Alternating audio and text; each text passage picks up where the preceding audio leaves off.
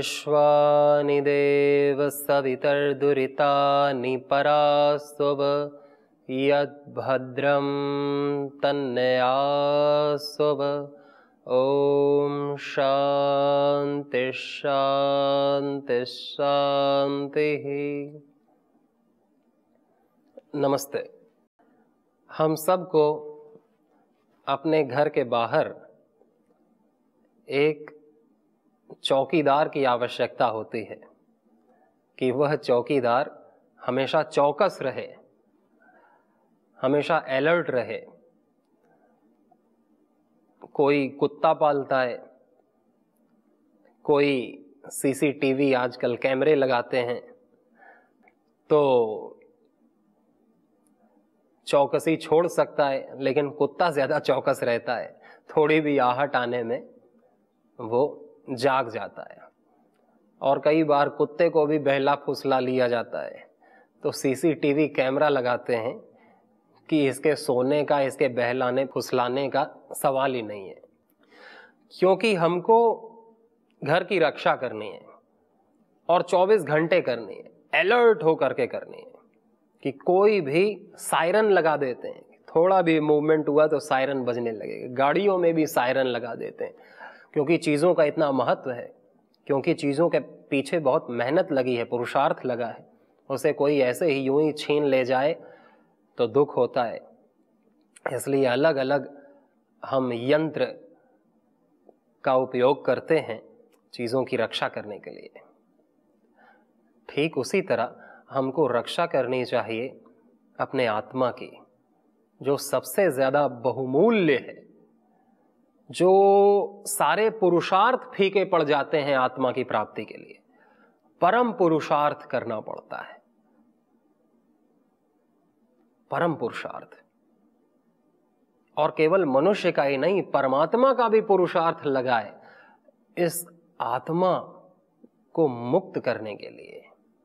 तभी तो भगवान इतना सारा अवसर हमें दे रहे हैं, इतने सारे संसाधन हमें दे रहे हैं आत्मा के सुख देने के लिए, आत्मा को निर्लोभ, आत्मा को स्वतंत्र रखने के लिए, आत्मा को ज्ञानवान बनाए रखने के लिए, पवित्र बनाए रखने के लिए, आत्मा अपने मूल स्वभाव से जुड़ी रहे, इसके लिए भगवान भांति भांति प्रकार से हमारे लिए गुरुओं का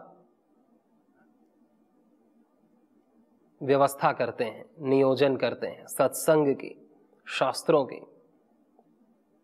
हमको अच्छा जीवन देते हैं, कमी नहीं करते, रोटी कपड़ा मकान की कोई कमी नहीं। तो ये आत्मा जिसके लिए ये सारी सृष्टि कार्य कर रही है, यदि इस आत्मा हट जाए इस सृष्टि से, तो ये सारी सृष्टि रहेगी ही नहीं। किसके लिए रहेगी और क्यों रहेगी? आत्मा के लिए ही तो ये प्रकृति नृत्य करती है। आत्मा को आकर्षित करने के लिए, आत्मा को सुख पहुंचाने के लिए ये सारी सृष्टि है। सारे फल फूल, पेड़ पौधे, पशु पक्षी, सब आत्मा के आनंद के लिए। और वो आत्मा के कुछ स्वाभाविक गुण हैं। वो आत्मा की स्वाभाविक दिव्यता है। दिव्य गुण, दैवीय गुण, सात्विक गुण, जिसकी चर्चा श्रीमद् भगवद गीता के 16वें अध्याय में की है, दैवीय संपद नाम से।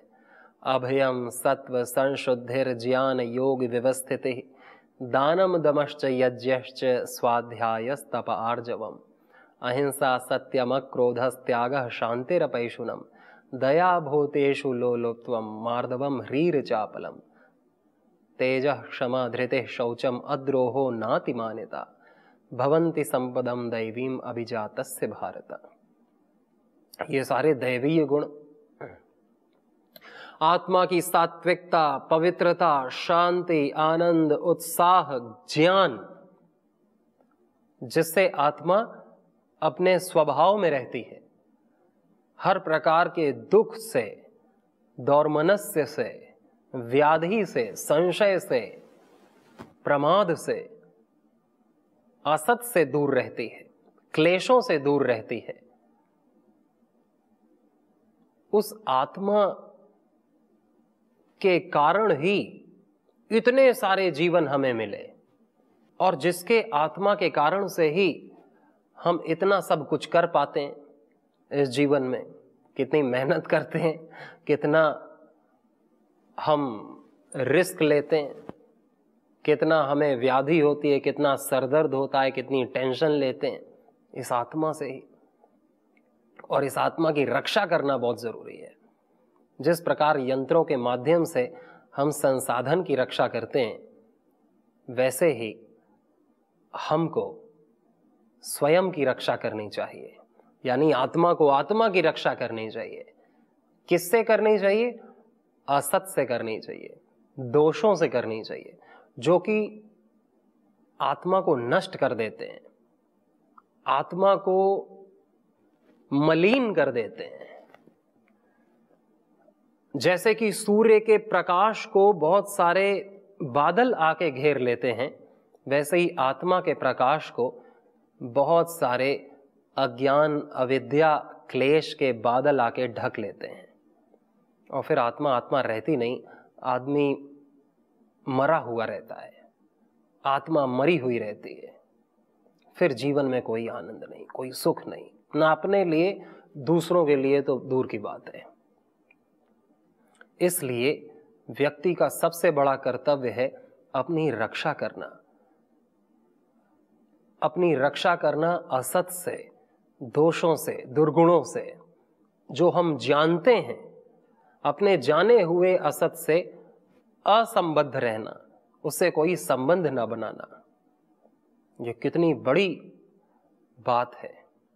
और ये असत से असंबद्धता अपने आप होगी यदि हमारा सत से संबंध है तो, और सत से हमारा संबंध तो शाश्वत है, सदा से है।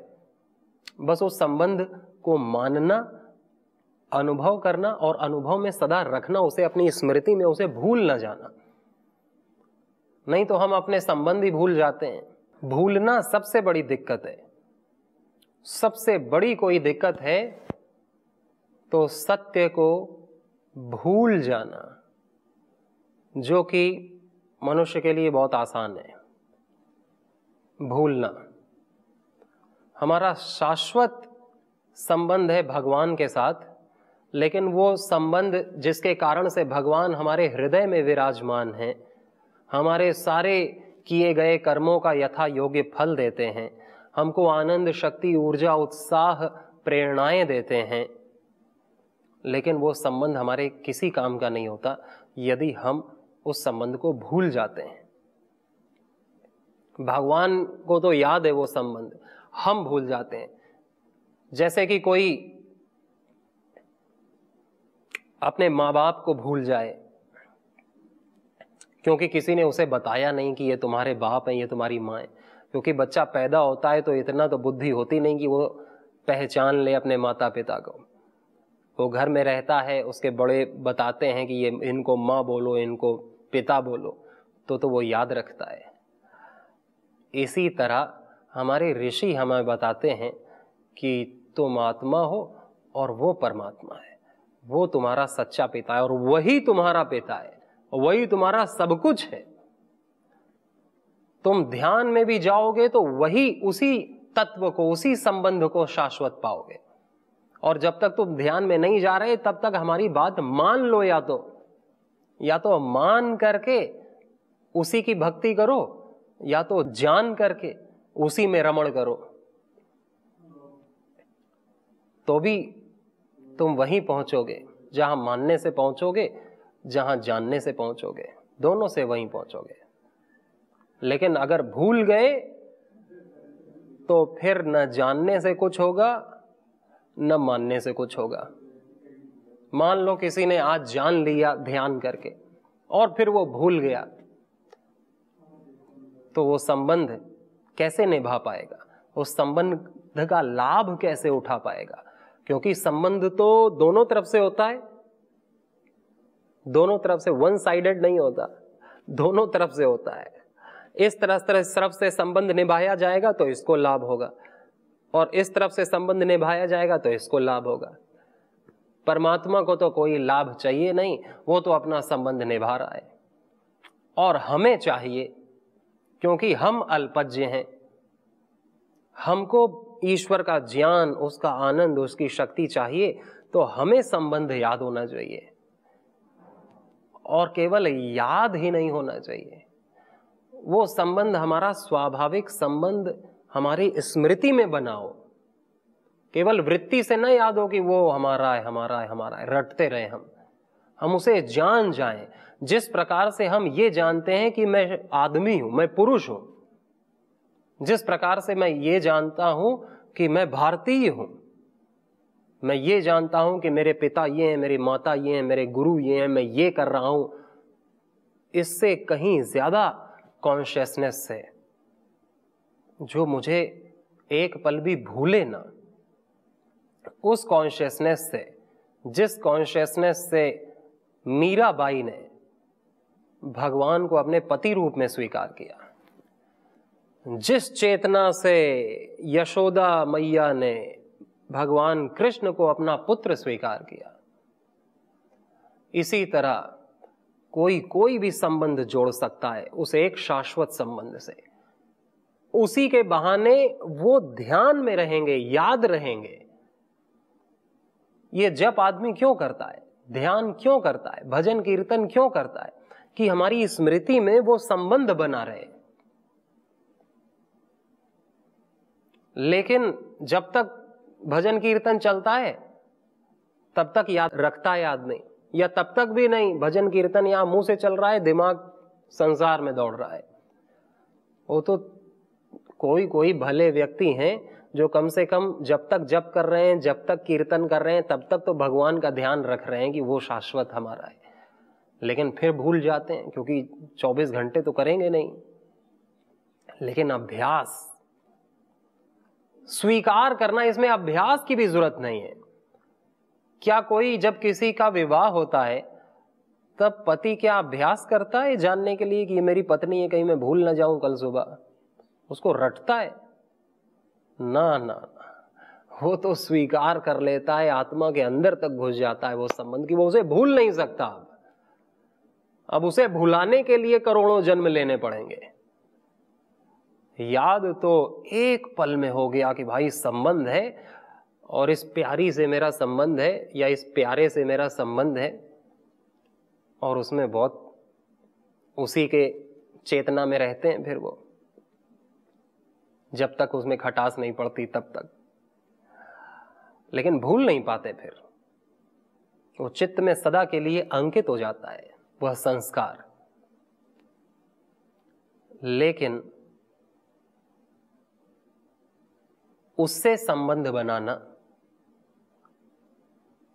श्रद्धापूर्वक, जिसको हमने कभी देखा नहीं, जिसको हम जानते नहीं, हम उतना ही जानते हैं जितना ऋषियों ने हमें बताया है, या हम अपनी बुद्धि से जितना जान सकते हैं।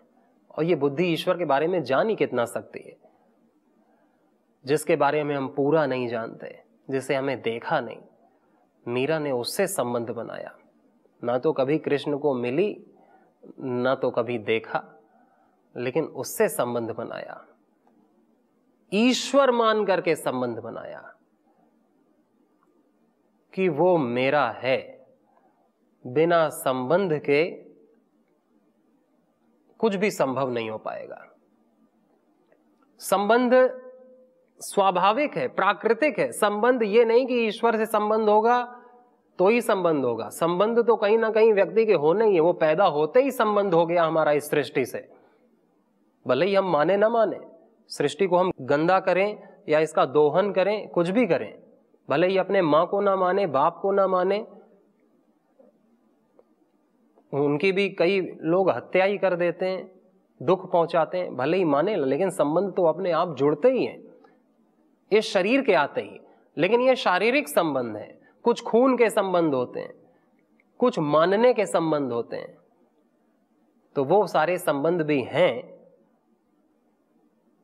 सेवा के लिए, लेकिन एक हमारा शाश्वत संबंध होता है जिसके कारण ये सारे संबंध हैं। उस संबंध को यदि ना भूला जाए, हमेशा स्मरण में रखा जाए कि वही मेरा असली संबंध है और भगवान ही मेरा है और सब कुछ भगवान का है, मेरा कुछ नहीं है, मेरे लिए कुछ नहीं है, तो जीवन ही बदल जाएगा। निश्चित रूप से इन मान्यताओं को मानने से, इन मान्यताओं को धारण करने से जीवन 100% बदल जाएगा।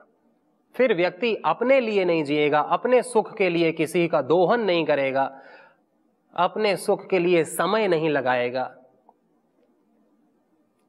रोएगा नहीं, ईर्ष्या नहीं करेगा, घृणा नहीं करेगा, दुखी नहीं होगा, क्योंकि उसको पता है कि मेरे लिए कुछ है नहीं और मुझे कुछ चाहिए नहीं, मेरा केवल ईश्वर है। और उसको मानने से ही उसमें मन अपने आप जाके लगेगा, जहां से कभी हटेगा नहीं, और अपने आप सांसारिक वस्तुओं से, कामनाओं से, ऐषणाओं से मन हट जाएगा और वहां कभी लगेगा नहीं। अपने आप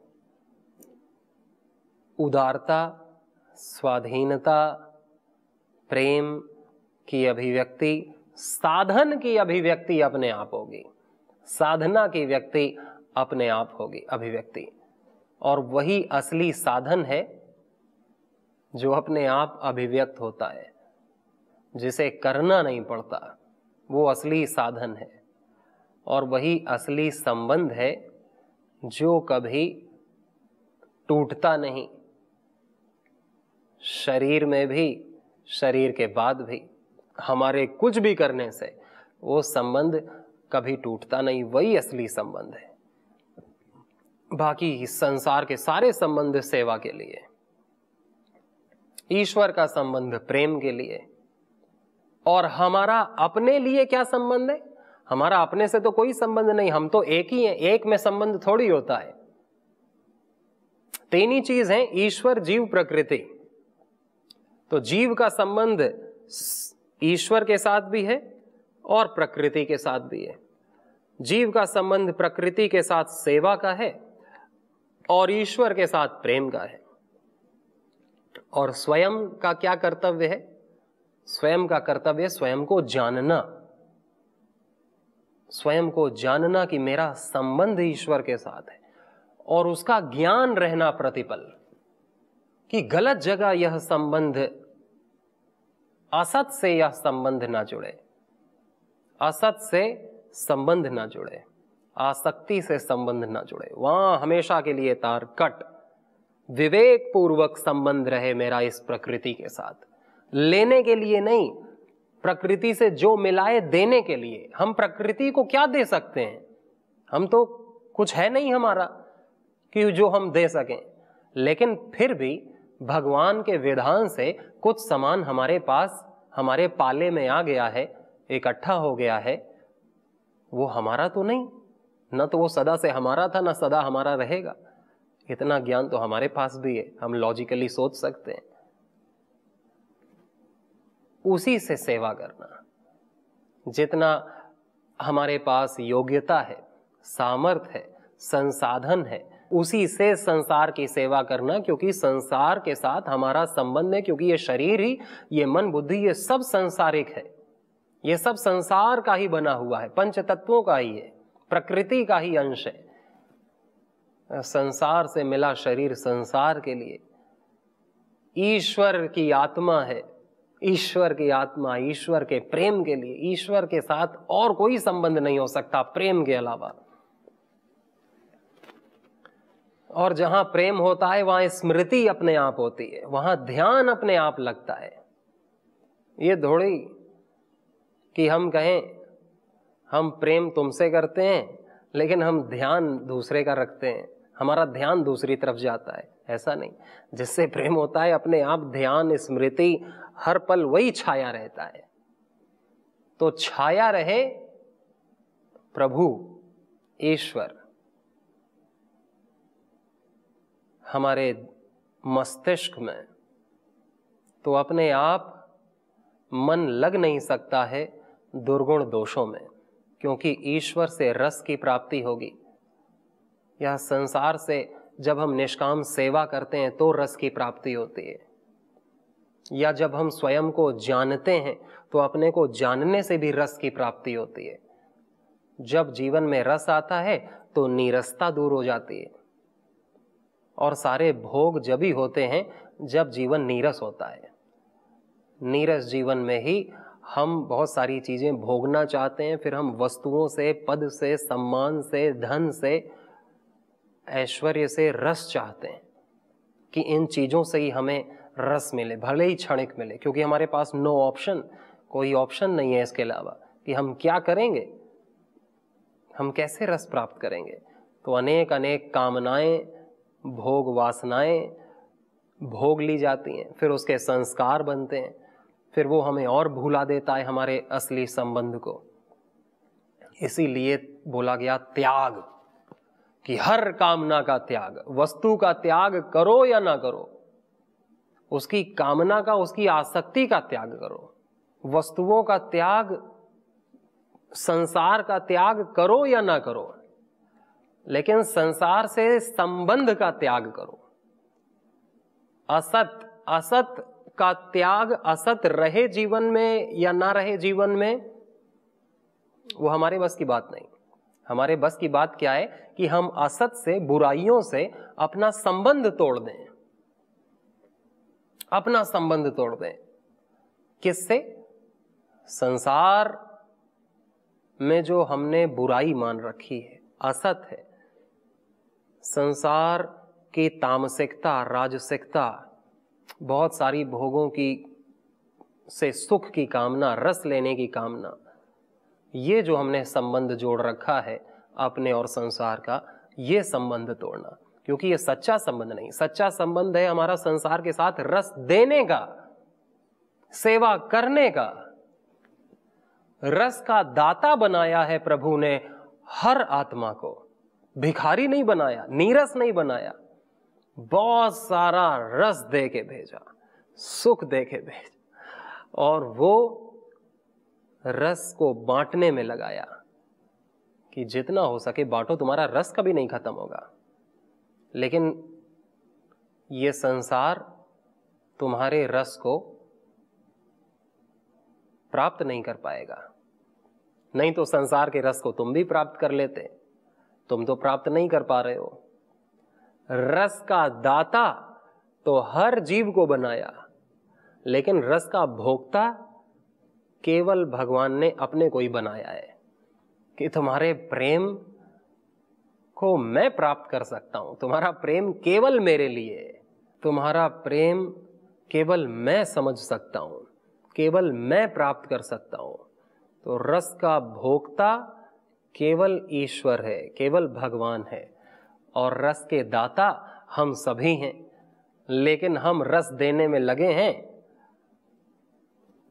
अपने दोस्तों को, अपने संबंधियों को, और वो आज तक समझ ना पाए, न तृप्त हो पाए।